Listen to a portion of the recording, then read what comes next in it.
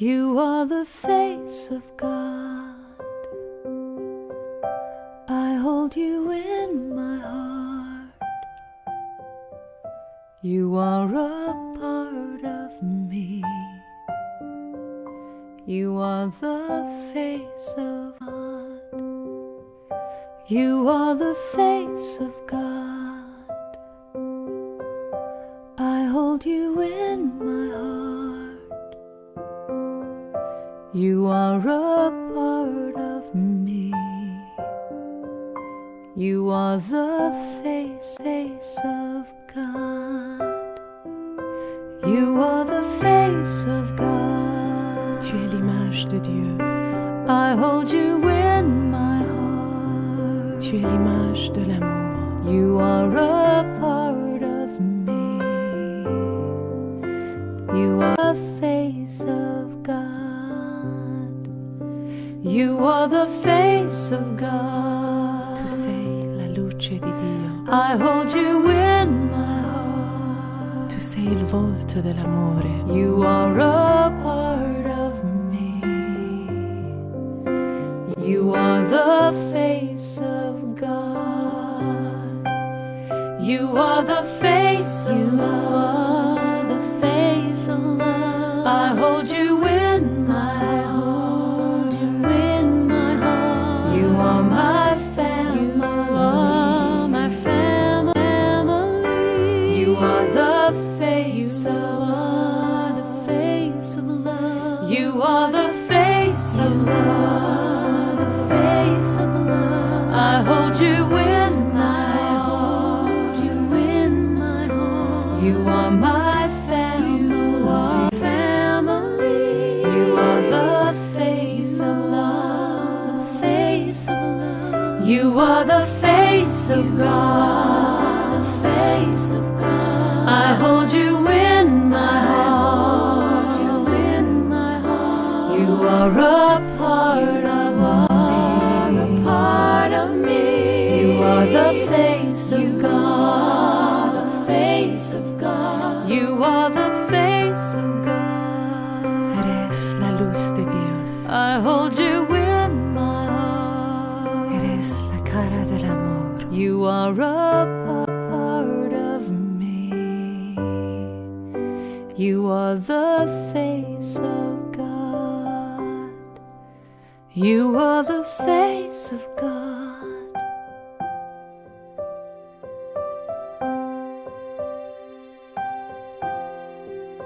You the face of God.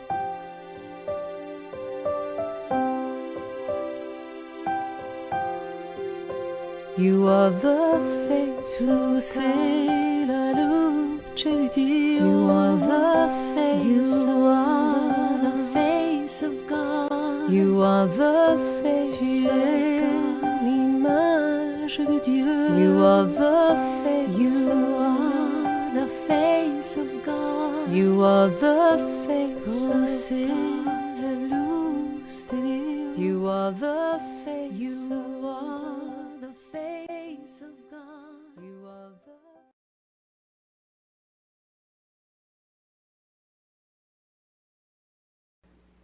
Good morning. I love that song this morning, and we're glad to have you with us. My name is Darlene Strickland. I'm the senior minister here at Unity of the Blue Ridge, and it's always such a pleasure to have Richard Schulman, our music director, with us. Today we're going to be continuing in our fall series, but before we begin, we always like to take the opportunity to recognize that wherever you are on your spiritual path, whatever your tradition may be, what brings us here together is love and the recognition that that's the essence of who we are. And so we always open together in a time of prayer. I invite you to join me if it's comfortable to do so. As we turn our awareness within this morning, we do so in the spirit of love.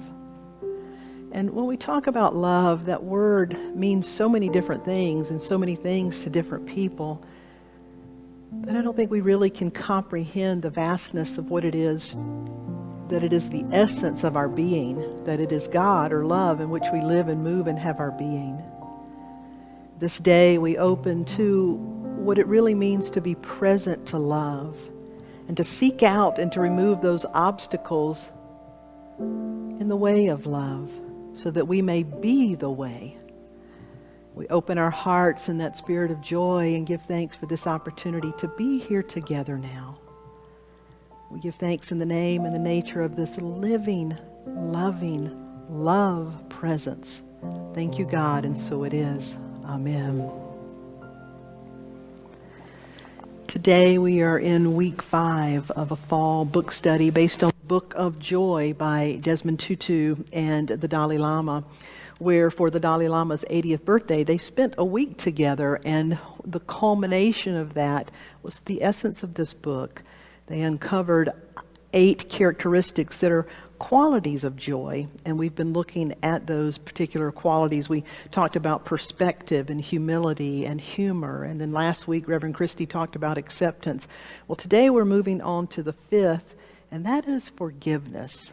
What it really is and what it is not. So we want to look at that together, but first we're going to go back in time and enjoy a song by Cat Williams and our Unity Band, a song by Daniel Nahmod that says, "Get ready, my soul, I'm diving in."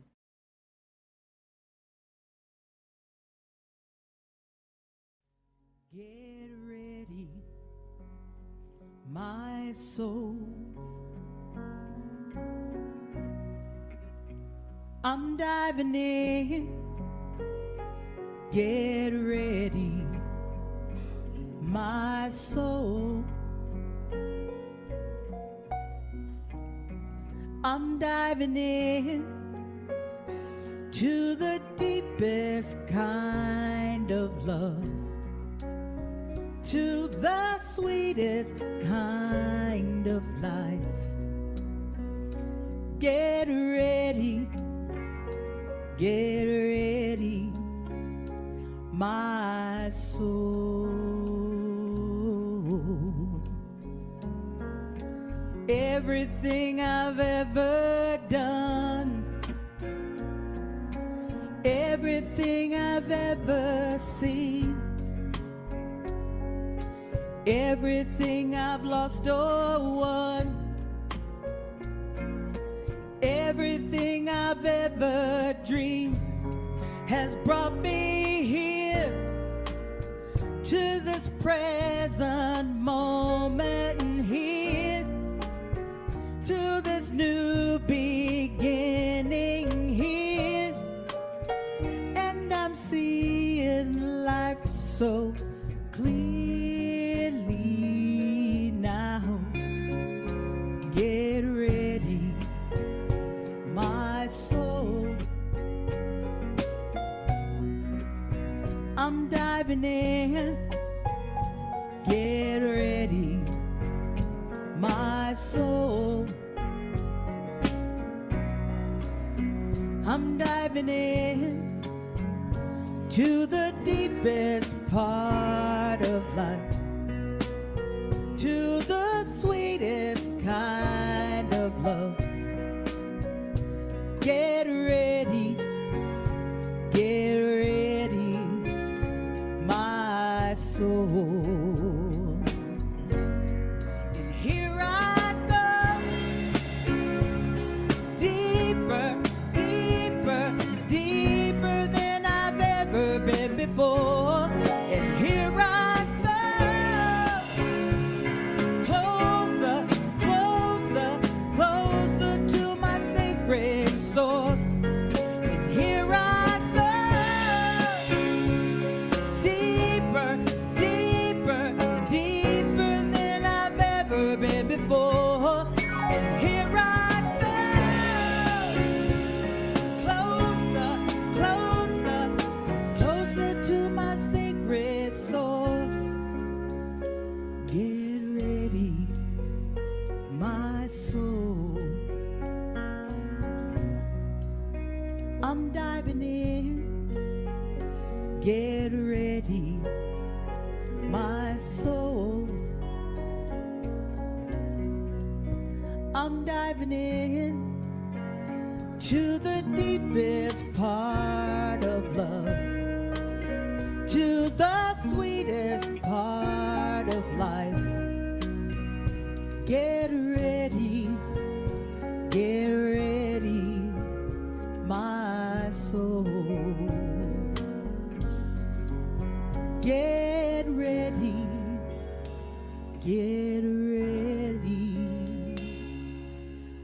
my soul.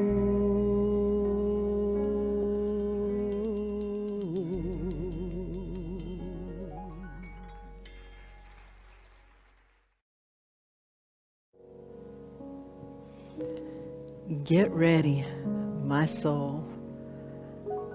I'm diving in. I love that cat. Thank you. And thank you, Richard, and our Unity Band. This week we are in week 5 of an 8-week series based on this book, the Book of Joy by the Dalai Lama and Desmond Tutu. We're looking at attributes, capabilities of our soul, if you will, part of our inner resources, our inner treasure. Things that if we learn to bring them forth, that there will naturally be joy. And conversely, if we're blocking these things, it can hinder our ability to have joy. We started in week 1 with perspective. And then we talked about humility. We talked about humor. Last week, Reverend Christie talked about acceptance. And all of this builds and leads to bring us to today when we talk about forgiveness. You know, that word that we really want other people to be forgiving. and it seems like a good idea until we find ourselves in a real challenging predicament when we're trying to forgive something or forgive someone. There's a little thing I read with a little child that said, "Dear God, do you really mean we have to forgive everybody? If so, you must not have met my sister." That I like to say sometimes we all have individuals in our life that are like sandpaper for the soul, or situations that it seems like they're there to try to help us polish up the gold or the God of our being. Well, we want to look at this concept and the art and practice of forgiveness. You know, if you really think about it, if love is the greatest commandment, if love is the highest law, if God is love, and we are an expression of God, we are love, if that is our essence, then you can understand why love and forgiveness go hand in hand. When I think about the relationship between love and forgiveness, I think Rumi summed it up beautifully when Rumi said, "Your task is not to seek for love, but merely to seek and find all the barriers within yourself that you have built against it." A Course in Miracles says something very similar. The Bible, all the sacred texts are saying the same thing, that our job is to root out those things that would cause us to withhold love, or anything that could be a barrier to love. And so when we begin to see that relationship between love and forgiveness, we realize, yeah, that's why it's the centerpiece of most every religious and spiritual tradition. That's why it is found on the path of enlightenment. That's why you will find it as an essential piece of any self-mastery pursuit or program. That it's an essential practice, but it's also an innate capability. Because really, forgiveness is an aspect of love, that we are all capable of forgiving to the degree that we are capable of loving. That they really go hand in hand. It's in the Bible 146 times talking about forgiveness. It says, you know, be kind, be compassionate to one another, forgiving each other. There's so many stories and parables that point us to the practice of forgiving. But again, today we want to really break it down, that what is it? And what is not forgiveness? What if sometimes we get confused and therefore it makes it challenging? How is it possible, and why does it really matter? You know, if I would ask, how many of you have had good formal training in the art and practice of forgiveness? And I feel confident some hands would go up, but honestly, I think probably a very few. Because how do we learn what forgiveness is? There was a group of middle school students who were asked to give a personal example of forgiveness. And one young boy wrote this. He said, "I prayed and asked God for a bicycle. God did not give me one. So I stole a bicycle, and then I prayed and asked God to forgive me. I think God is obligated to forgive. That our concept and understandings of forgiveness can get really complicated. They tend to begin at an early age, and my lessons growing up look like this. My sister and I are only 18 months apart, so we squabbled a lot. And sometimes when we would squabble or start fighting, my mom would step in and she'd say, "Stop, hug each other, apologize, and say you're sorry." Well, honestly, the only thing we were sorry for was getting caught. And furthermore, saying you're sorry really felt faked and felt forced, because again, I wasn't sorry. I was just sorry we got caught.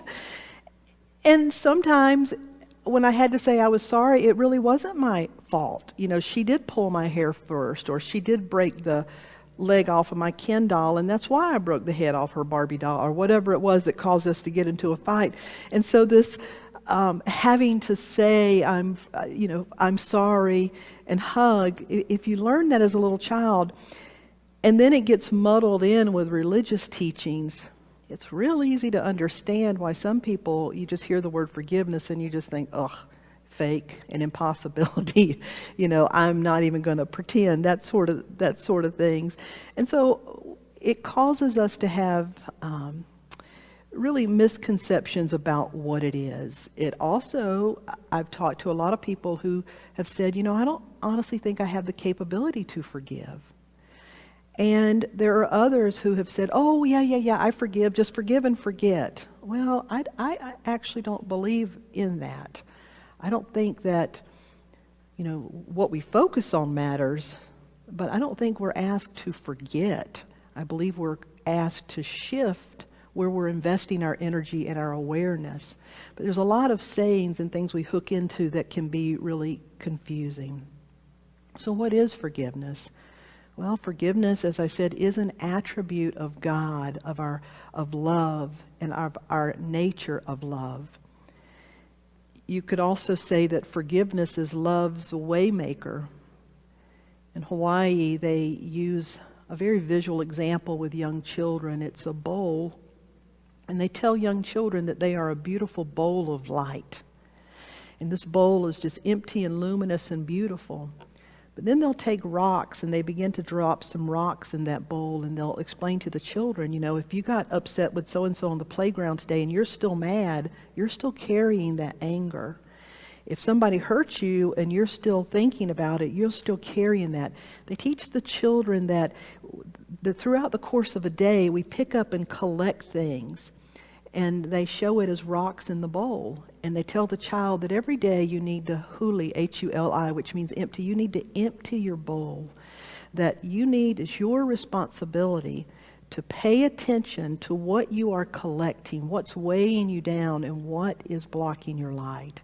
I mean, isn't that a beautiful teaching, a great visual, to be able to recognize that forgiveness is it's about a recognition of where have we allowed something to cause us to withhold love. Where are we holding on to something in such a way that it has us constricted and narrowed and so ego-focused? And without shaming ourselves or shoulding ourselves, a commitment to forgiveness is a commitment to oneself to want to be free. So commitment is 100%, forgiveness is 100% about you. It is for you, it happens through you, and it allows you to remain open so that you can be a blessing to others, and you're open to the flow of blessings that flow through your life. It's a practice, it's a process, it's a letting go of anything that would cause us to shut down or withhold love. When Jesus was asked by Peter about forgiveness, and he said, well, how many times do we have to forgive? And the response from Jesus was 7 times 70. And that was symbolic. They knew he was not pointing to a number to say, okay, if you can manage to forgive 490 times, on that 491st time you can let them have it. It wasn't about that.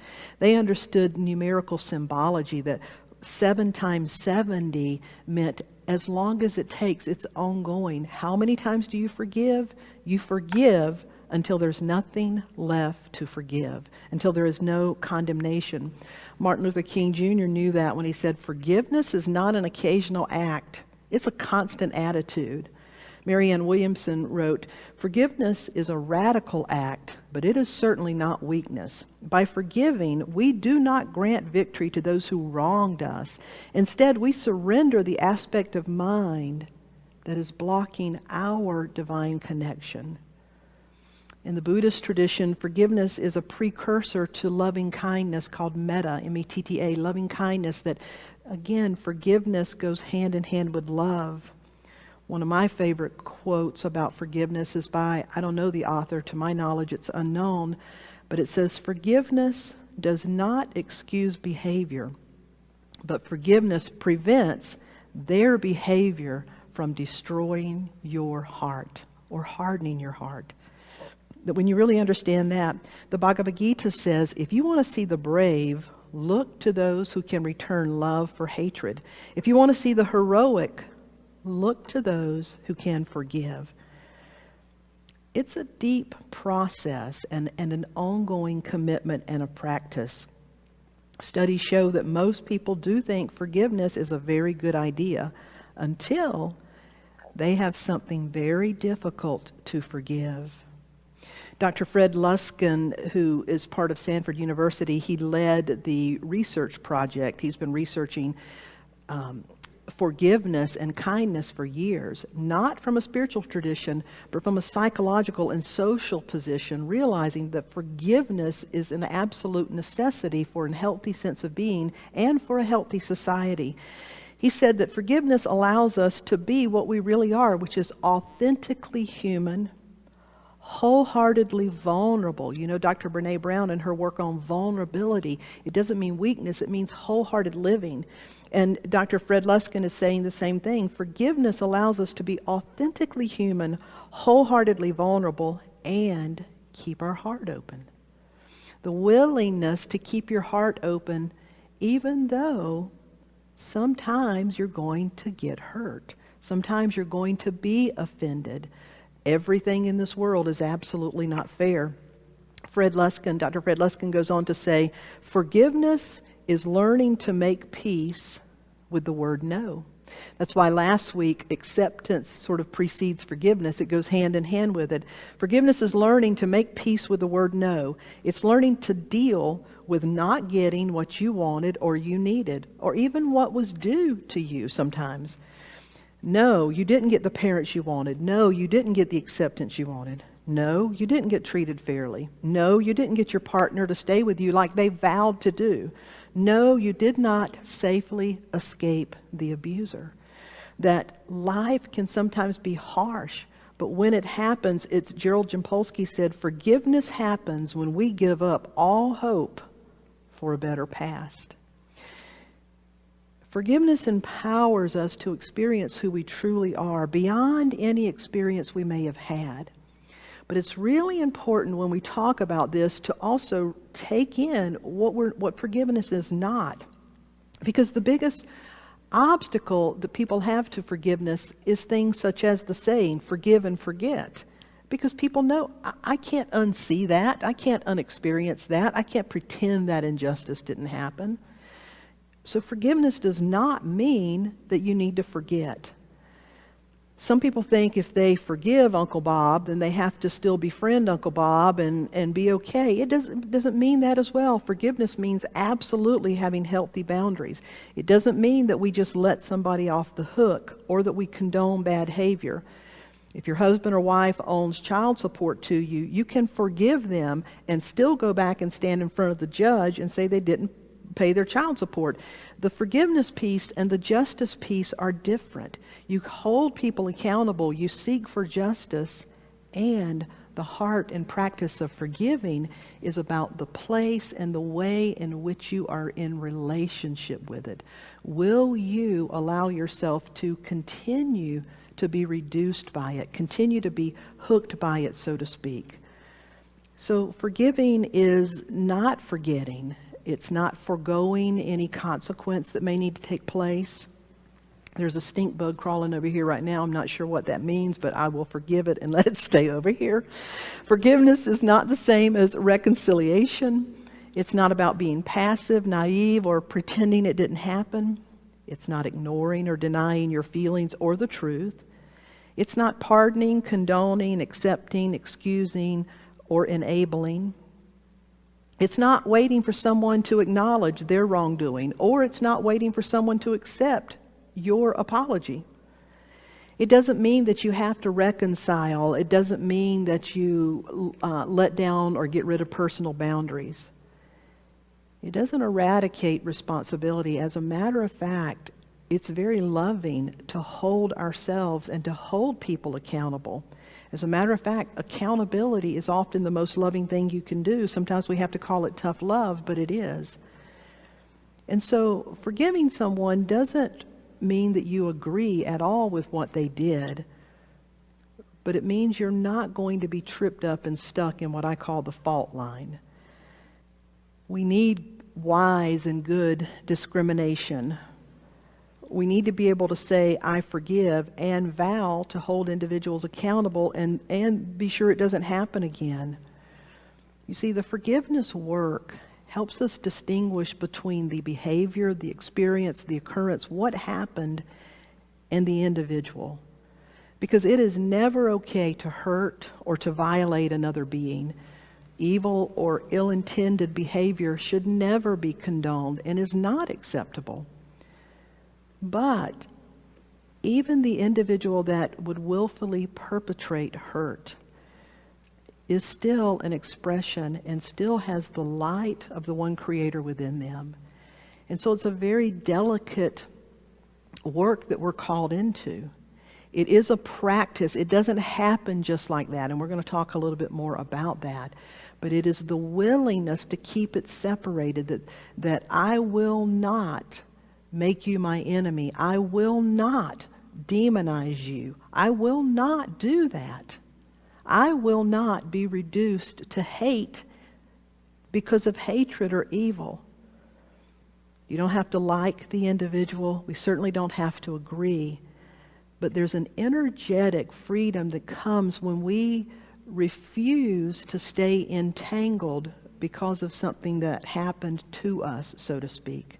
Yes, it happened. Yes, we accept it. Yes, we deal with it. We don't sweep it under the rug. But it's about how we are in relationship with it in a way that allows us to go forward. It's also been said that vengeance is a lazy form of grief. That really, when there's need for true forgiveness work, there's a lot of grief. There's a lot of hurt involved. That's why it's a process. It takes time.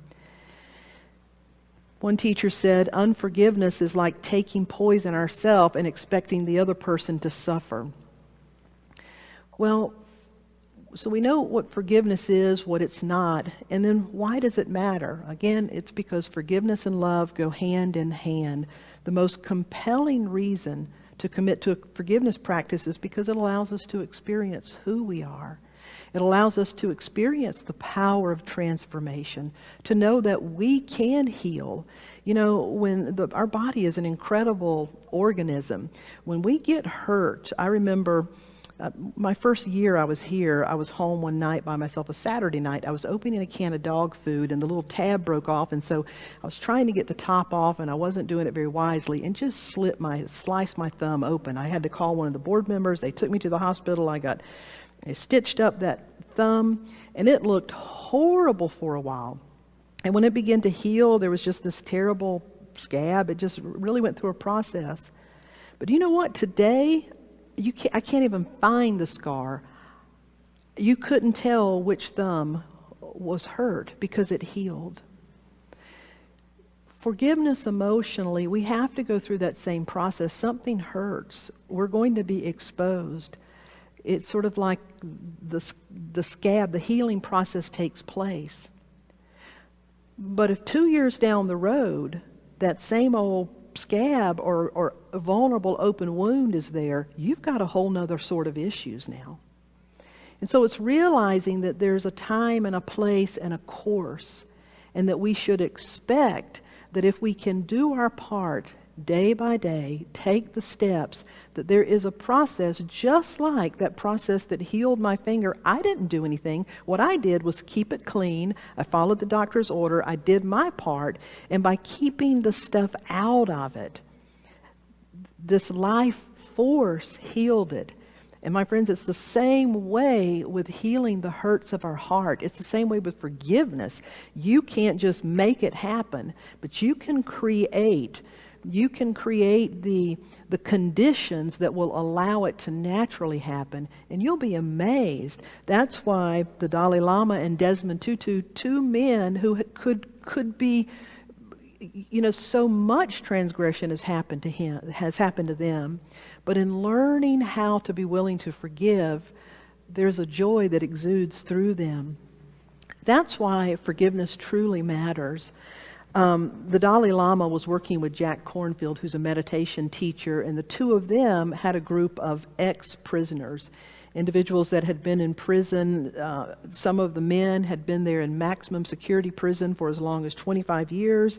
And then there were a group of Tibetan nuns who had been imprisoned all throughout their teenage years because they were praying in public. And so here's the Dalai Lama and Jack Kornfield working with them, and they were working with them, giving them tools and just talking about the tools that they were using with meditation and forgiveness and compassion. And at one point, someone asked the Tibetan nuns who had been in prison for praying in public, and they asked the nuns when they were in prison, they said, "Were you ever afraid?" And they answered, "Yes, we were terribly afraid. We were afraid that we would end up hating our guards, that we would lose our compassion. That's the thing we most feared." They said that one of the guys who had been in prison for 25 years said, "I've seen some brave folks in my days. I ain't seen nothing like you ladies." You see, he got the power of what they were saying, that their greatest fear was that they may lose their compassion. Well, that's why forgiveness matters. And so, is it worth costing me my compassion? What would motivate you to let go of blame and resentment? Well, when we start getting that it keeps us from love, it keeps us from the access of our inner treasures of peace and love and joy and creativity, when we realize that it's blocking us off, then we become motivated. And so how? How do we make it practical? How do we forgive? We have to know and believe, at least be willing to believe, that there is a transformative power that can help us heal, just like my thumb healed. The willingness to forgive is the willingness to reveal what needs to be revealed and to heal what needs to be healed. To discover a depth and a wellness within your soul that is not troubled by all the static noise, that is not brought down by the egoic actions and the hurtful things that other people do. And it also, you don't have to hide and pretend or get caught up and sidetracked, but you're able to be fully present, to use what is called soul force. That's why individuals like Gandhi and Martin Luther King Jr. and Mother Teresa and Jesus and these individuals were so powerful, because they had harnessed the power of their soul force to be able to really show up and be a presence for good. They certainly knew what it was to do their forgiveness work. And so, how do we forgive? The first is, it's your choice. To remember that, to realize it is your choice, it's your business, it's for your well-being, and that in and of itself begins to be liberating, empowering, when you realize, I'm the one that's going to benefit, or I'm the one that's going to suffer. I choose to enter into a forgiveness practice, meaning that I choose to bring awareness to what am I holding that is blocking love and dampening my own life. There's a story about a half-hearted commitment. There was a man who wrote to the IRS and he said, "I haven't been able to sleep knowing that I cheated on my taxes. And since I failed to fully disclose my earnings last year on my return, so I've enclosed a check for $2,000, and if I still can't sleep, I'll send the rest." Well, it wasn't a very bright letter, but what it shows is sort of a half-heart commitment. It's like, how high is your pain level? Well, I'm willing to do just what will kind of offset my pain level. We choose to practice commitment as a soul choice. Hannah Arendt, who was a German-born Holocaust survivor, she eventually escaped and moved to the United States. She became a political scientist and a philosopher. She was in the German concentration camps from 1941 to 1944, and she was brutally mistreated. And it really left her pondering the question, how can people be so evil? And she pondered that a lot, and she researched, and she actually has written quite a bit about that. How can people be evil? But she sort of concluded, there's a lot of reasons, but in the end, we may never figure it out. Perhaps we need to shift. What we can know is that the more we hold on to hurt, the more we perpetuate its existence in our reality. The more we hold on to hurt, the more we hold on to magnifying the injustices, the more we hold on to them, the more we perpetuate its existence in our reality.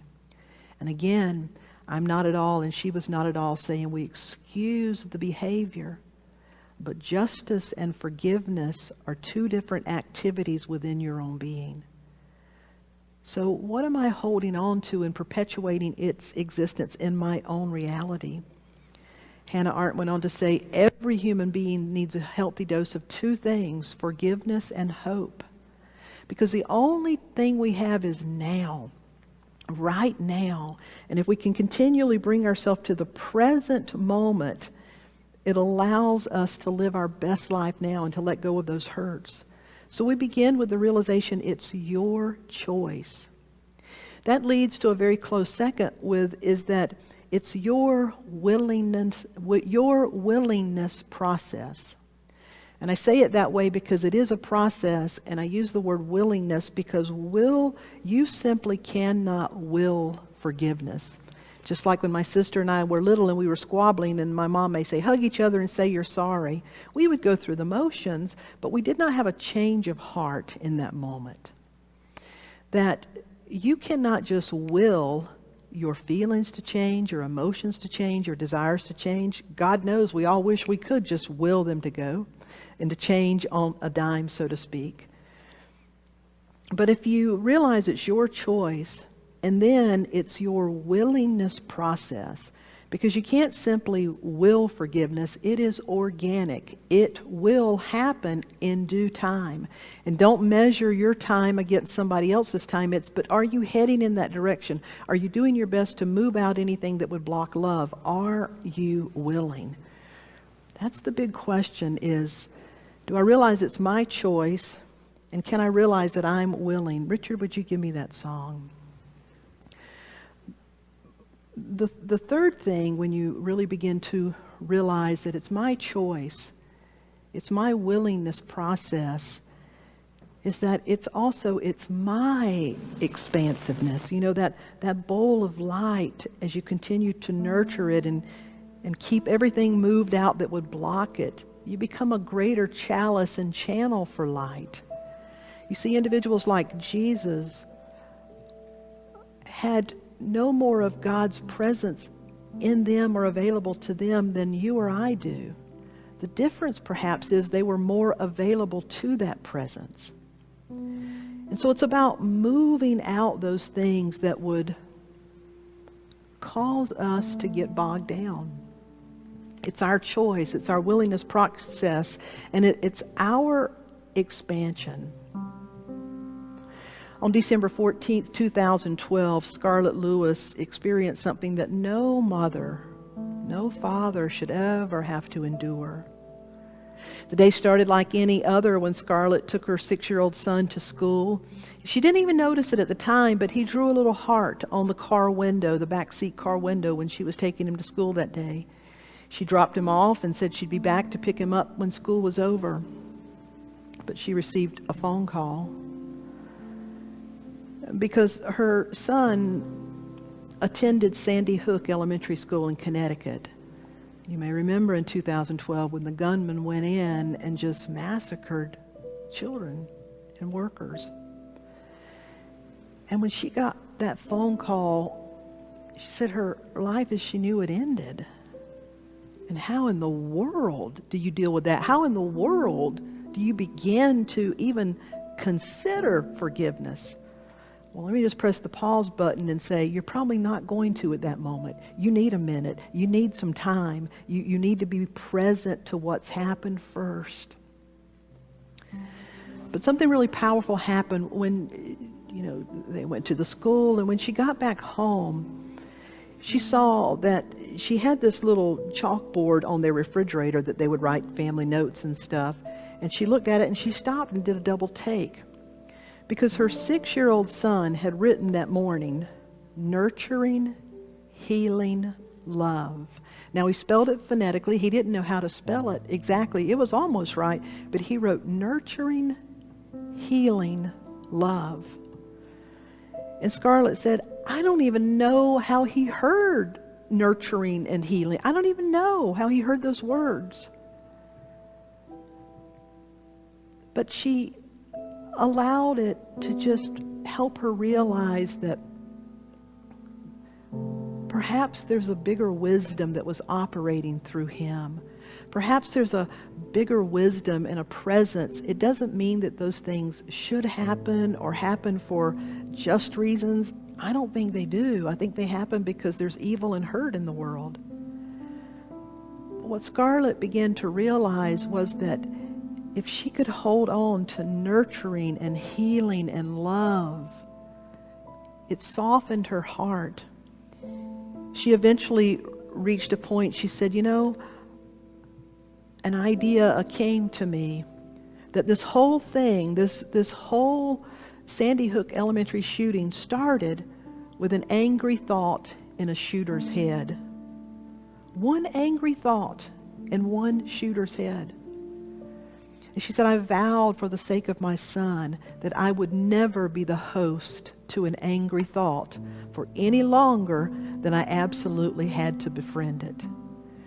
And that she would bring awareness. She went on to begin the Jesse Lewis Choose Love Foundation, where she was asking people to be willing to change one angry thought at the time.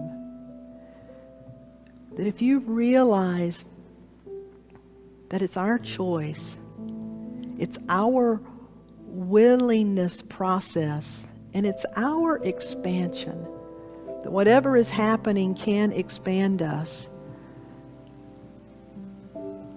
And so will we notice the thoughts that become the stones in the bowl, the things that we carry, and to be able to take them to the edge of our own psyche, the edge of our awareness, and to offer it up.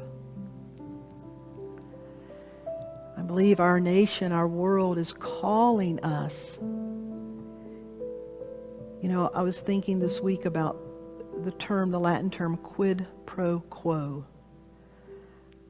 Maybe you're like me, I'm just sick and tired of hearing about our leaders and politicians and people doing things to get something, a favor in exchange. Quid pro, tit for tat, this for that. Or an eye for an eye. The scriptures speak specifically against that. The scriptures would speak to pro bono. I do this for the good.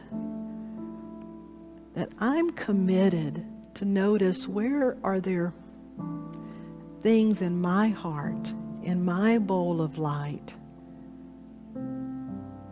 that are causing me to withhold love. I want to use this song by Ricky Byers that says, I release and I let go, to take us into a time of a meditative prayer together. There was a time in my life I thought I had to do it all by myself. I did not know the grace of God was sufficient, and I didn't know the love of God was at hand.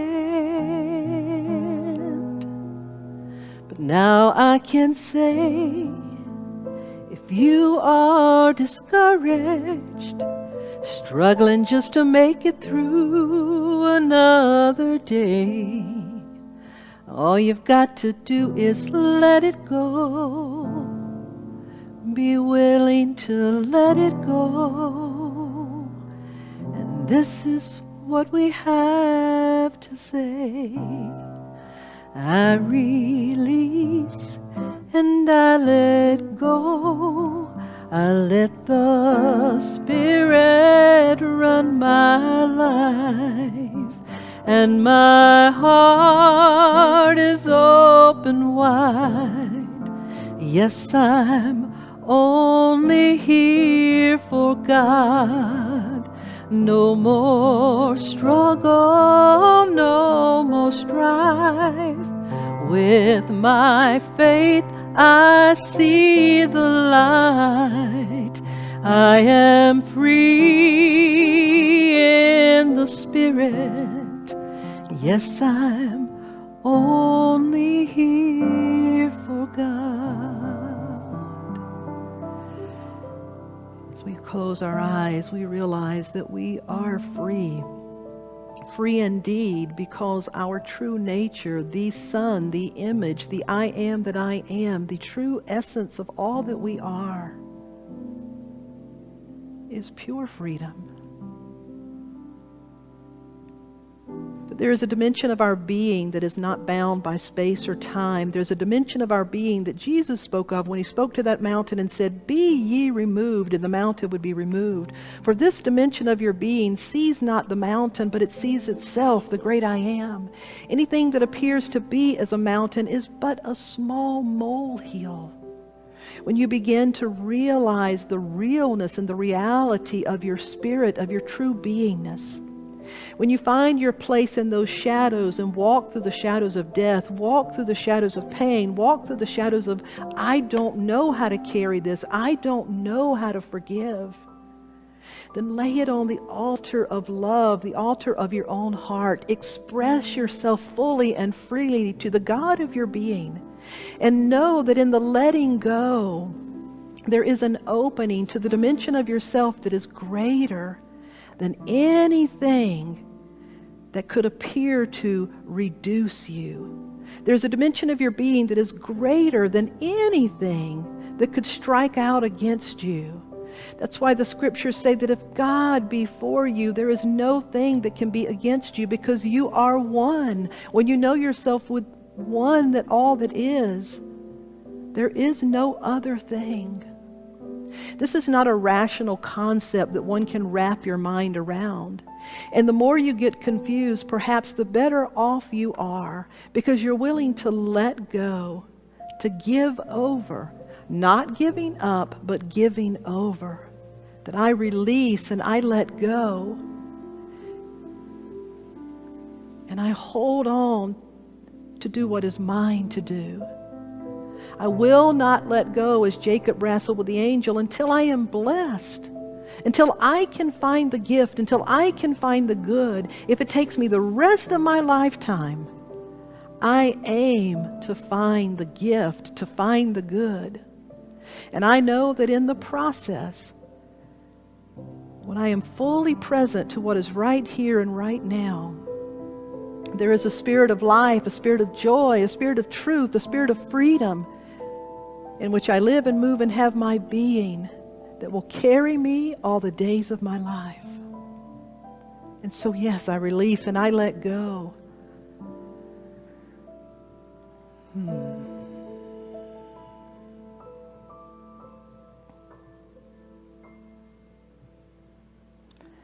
I release and I let go. I let the Spirit run my life, and my heart is open, 'cause I am only here for God. I release and I let go. I let the Spirit run my life. I am free in the Spirit. Yes, I'm only here for God.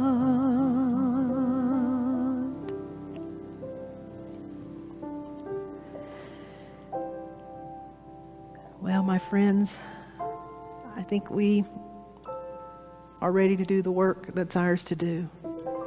Forgiveness is our choice. Forgiveness is our willingness process, and forgiveness is our expansion to move out whatever is in the way that we may be the way. I want to thank you for being here and just really for all that you're holding with us. One of the things that we're doing as a spiritual community, you know, coming up very quickly here, we have our election, our presidential election. And on our website, we have a pledge that you can take. It's called With Malice Toward None. What this pledge says is, regardless of how the election turns out, I will not hold hate, disdain, or ridicule for those that voted differently from me. Whether I am pleased or upset about the outcome, I will seek to understand the concerns and aspirations of those who voted differently. And I will look for opportunities to work with people with whom I don't agree. Now, it doesn't say you won't be disappointed or elated. It doesn't say you won't be very sad or very happy. Those things will happen. What it is saying is that we will not be instruments of hurt and hatred. So if you are willing to take this, please go to our website. It'll direct you to that link for that.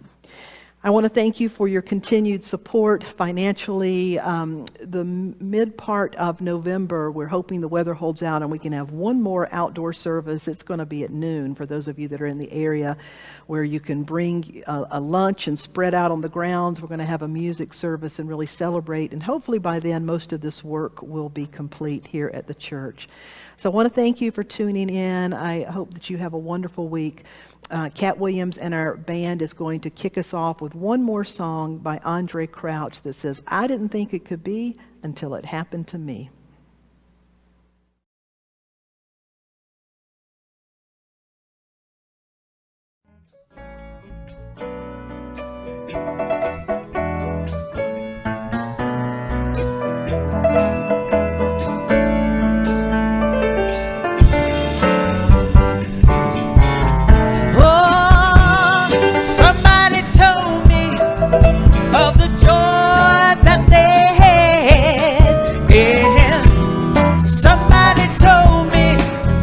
That in sorrow they could be glad, and they told me when they were bound but now set free. Oh, I didn't think it could be until it happened to me. Oh, but now they told me that her joy that I have, now I can tell you that in sorrow you could be glad. And now I can tell you that I was bound but now set free. Oh, but you'll never know that it's true until it happens to you. You'll never know that it's true. No, I didn't think it could be. No, you'll never know that it's true until it happens to you. And you, especially you, and you, and you, and you, and you. I didn't think it could be. No, I didn't think it was true. No, I didn't think it could be until it happened to me. To me, to me, me, oh me, and me, then you, and you.